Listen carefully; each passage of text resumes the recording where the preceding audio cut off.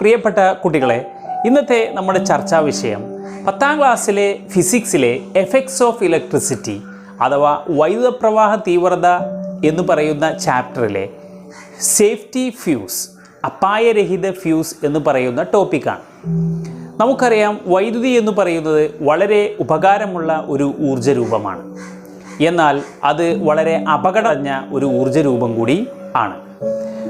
ഈ കാലഘട്ടത്തിൽ വൈദ്യുതി ഇല്ലാതെ ജീവിക്കാൻ നമുക്ക് സാധ്യമല്ല. അത്രയും ജീവിതത്തോട് വളരെ അടുത്ത ഒരു ഊർജ്ജരൂപമാണ് വൈദ്യുതി.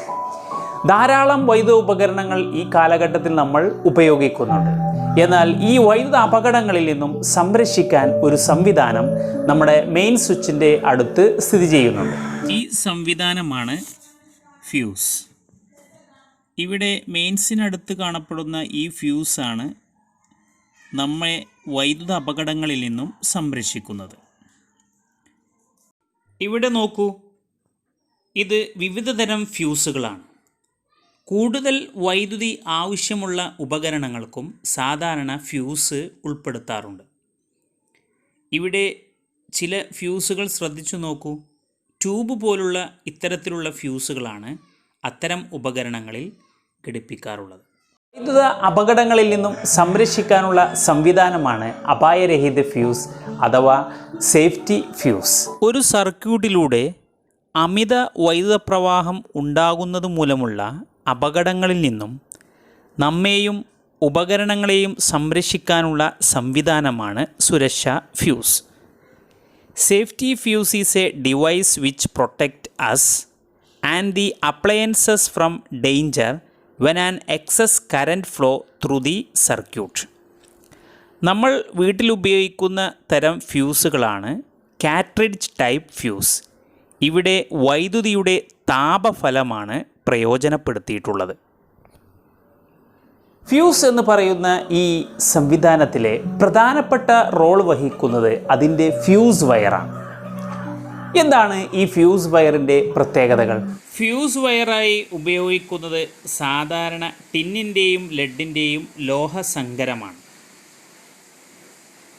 V are using fuse wire, the alloy of tin and lead. Fuse വയറിൻ്റെ മറ്റു പ്രത്യേകതകളാണ് ഉയർന്ന പ്രതിരോധം, ഹൈ റെസിസ്റ്റൻസ്, രണ്ടാമത് താഴ്ന്ന ദ്രവണാങ്കം അഥവാ ലോ മെൽറ്റിംഗ് പോയിൻറ്റ്സ്. അപ്പോൾ ഫ്യൂസ് വയറിൻ്റെ പ്രത്യേകതകൾ മനസ്സിലായല്ലോ. ചർച്ച ചെയ്തത് ഫ്യൂസ് വയറിൻ്റെ പ്രത്യേകതകളാണ്. ഈ ഫ്യൂസ് സർക്യൂട്ടിൽ എങ്ങനെയാണ് പ്രവർത്തിക്കുന്നത് ഒന്ന് നോക്കാം. ടെക്സ്റ്റ് ബുക്കിലെ QR കോഡാണ് ഇപ്പോൾ നിങ്ങൾ സ്ക്രീനിൽ കാണുന്നത്. ഇവിടെ ഇത് സ്കാൻ ചെയ്താൽ നമുക്കൊരു വീഡിയോ കാണാൻ സാധിക്കും. അതൊന്ന് നോക്കാം. ചിത്രത്തിൽ കാണിച്ചിരിക്കുന്ന സർക്യൂട്ട് നോക്കൂ.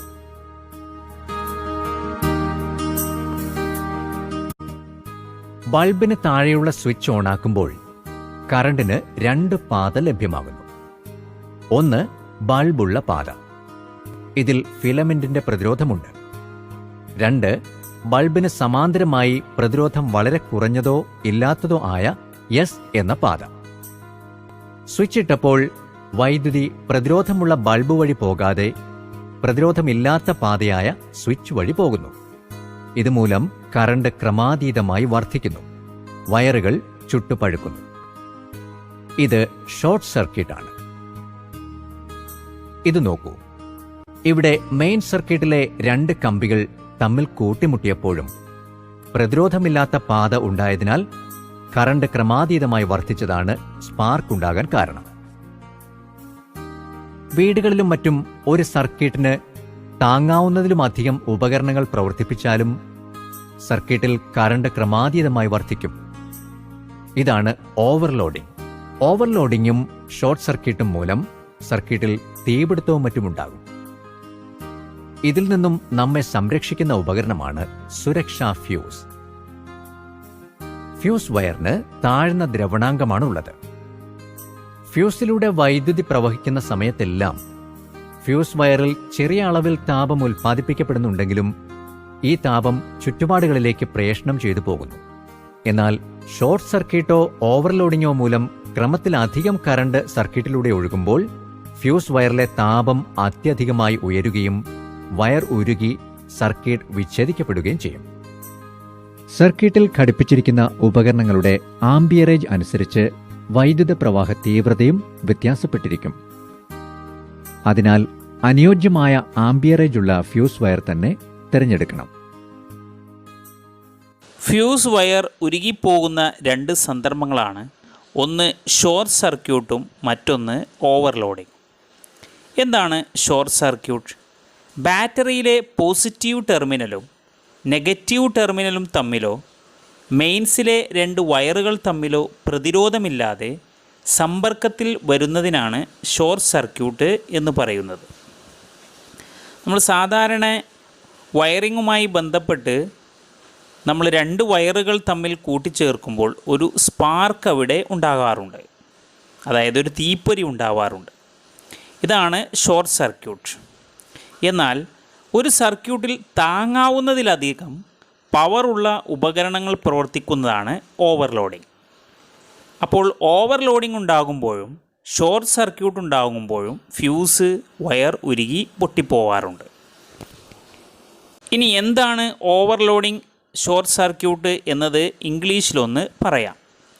If the positive and the negative terminals of a battery or the two wire from the mains come into contact without the presence of a resistance in between, they are set to be short circuited. എന്താണ് overloading? A circuit is set to be overloaded if the total power of all the appliances connected to it's more than what the current can withstand. Fuse wire ഉരുകി പൊട്ടിപ്പോകുന്ന രണ്ട് സന്ദർഭങ്ങളാണ് നമ്മൾ പരിചയപ്പെട്ടത്. ഇനി ഈ fuse wire എങ്ങനെയാണ് ഉരുകി നമ്മളെ സംരക്ഷിക്കുന്നത്? ഒരു സർക്യൂട്ടിൽ ബന്ധിപ്പിച്ചിരിക്കുന്ന ഫ്യൂസിലൂടെ വൈദ്യുതി പ്രവഹിക്കുന്ന സമയം മുഴുവനും ഫ്യൂസ് വയറിൽ ചെറിയ തോതിൽ താപം ഉൽപ്പാദിപ്പിക്കപ്പെടുന്നുണ്ട്. ഈ താപം ചുറ്റുപാടുകളിലേക്ക് പ്രേഷണം ചെയ്തു പോകുന്നു. സർക്യൂട്ടിൽ അനുവദനീയമായതിനേക്കാൾ കൂടുതൽ കറണ്ട് ഒഴുകുമ്പോൾ ക്രമത്തിലധികം താപമുണ്ടാകുന്നു. അപ്പോൾ പ്രേഷണം വഴി നഷ്ടപ്പെട്ടു പോകുന്നതിനേക്കാൾ കൂടുതൽ താപം യൂണിറ്റ് സമയത്തിൽ ഉൽപ്പാദിപ്പിക്കപ്പെടുന്നതിനാൽ ഫ്യൂസ് വയർ ഉരുകുന്നു. During the entire time of the passing of current through a circuit, a small amount of heat is generated in the fuse wire, but this heat will be transmitted to the surrounding. When the current that flows into the circuit exceeds the permissible limit, the heat generated becomes excessive. Since more that is generated in unit time than the heat transmitted, the fuse wire is melt. Short circuit, overload എന്നിവ സർക്യൂട്ടിൽ ഉണ്ടാകുമ്പോൾ fuse വയറിലൂടെ കൂടുതൽ വൈദ്യുതി സാധാരണ ലെവലിനേക്കാൾ കടന്നു പോകും. നമ്മൾ പഠിച്ചു, ഫ്യൂസ് വയറിൽ ഉയർന്ന പ്രതിരോധമാണ്, താഴ്ന്ന ദ്രവണാങ്കമാണ്. അപ്പോൾ അവിടെ താപം ഉണ്ടാകും. ജൂൾ നിയമപ്രകാരമൊക്കെ അവിടെ താപമുണ്ടാകും. ഈ താപം വർദ്ധിക്കുകയും ആ താപം ഫ്യൂസ് വയറിൽ ആകെ വ്യാപിക്കുകയും ചെയ്യും. ഫ്യൂസ് വയറിന് താഴ്ന്ന ദ്രവണാങ്കമായതുകൊണ്ട് ഫ്യൂസ് വയർ ഈ താപം താങ്ങാൻ കഴിയാതെ ഉരുകി പൊട്ടിപ്പോകും. ഇങ്ങനെയാണ് ഫ്യൂസ് വയർ നമ്മെ അപകടങ്ങളിൽ നിന്നും രക്ഷപ്പെടുത്തുന്നത്. സർക്യൂട്ടിൽ ഫ്യൂസ് ഘടിപ്പിക്കുമ്പോൾ ശ്രദ്ധിക്കേണ്ട കാര്യങ്ങളെക്കുറിച്ച് നമുക്കൊന്ന് ചർച്ച ചെയ്യാം. വീടുകളിലെ ഫ്യൂസ് വയർ സർക്യൂട്ടിൽ ഘടിപ്പിക്കുമ്പോൾ ശ്രദ്ധിക്കേണ്ട കാര്യങ്ങളാണ് നമ്മൾ ചർച്ച ചെയ്യാൻ പോകുന്നത്. അതിലൊന്ന്, ഫ്യൂസ് വയറിൻ്റെ അഗ്രങ്ങൾ യഥാസ്ഥാനങ്ങളിൽ ദൃഢമായി ബന്ധിപ്പിക്കണം. The ends of the fuse wire must be connected firmly at appropriate points. രണ്ടാമതായി അതിൽ പറയുന്നത്, ഫ്യൂസ് വയർ കാരിയർ ബേസിൽ നിന്ന് പുറത്തേക്ക് തള്ളി നിൽക്കരുത്. The fuse wire should not project out of the carrier base.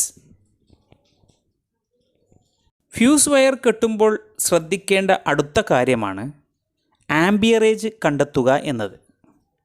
ഒരു ഫ്യൂസ് വയറിൻ്റെ ആംബിയറേജ് കണ്ടെത്തിയാവണം ഫ്യൂസ് വയർ കെട്ടേണ്ടത്. എന്താണ് ആംബിയറേജ്? ഒരു ഉപകരണത്തിൻ്റെ പവറും അതിൽ നൽകുന്ന വോൾട്ടേജും തമ്മിലുള്ള അനുപാതമാണ് ആ ഉപകരണത്തിൻ്റെ amperage. Amperage is the ratio of the power of an equipment to the voltage applied. അപ്പോൾ സർക്യൂട്ടിൽ ഫ്യൂസ് ഘടിപ്പിക്കുമ്പോൾ ആംബിയറേജ് നിർബന്ധമായും കണ്ടെത്തേണ്ടതാണ്. ആംബിയറേജ് കണ്ടെത്താനുള്ള സൂത്രവാക്യമാണ് I = P/V. അതായത് ആംബിയറേജ് സമം പവർ ബൈ വോൾട്ടേജ്. വയറിൻ്റെ കനം കൂടുമ്പോൾ, അതായത് കണ്ടക്ടറിൻ്റെ തിക്നെസ് കൂടുമ്പോൾ ആംബിയറേജ് കൂടുന്നു. എന്നാൽ വയറിൻ്റെ തിക്നെസ് കുറയുമ്പോൾ ആംബിയറേജ് കുറയുന്നു. ഇവിടെ ഒരു വയറിൻ്റെ കനവും ആംബിയറേജും നേർ അനുപാതത്തിലാണ്. The amperage of the conductor is directly proportional to thickness of the conductor. ഇനി നമുക്ക് മറ്റൊരു ആശയം ഇവിടെ ചർച്ച ചെയ്യാം. നമ്മൾ നേരത്തെ പറഞ്ഞു കനം കൂടുമ്പോൾ ആംബിയറേജ് കൂടുന്നു എന്ന്.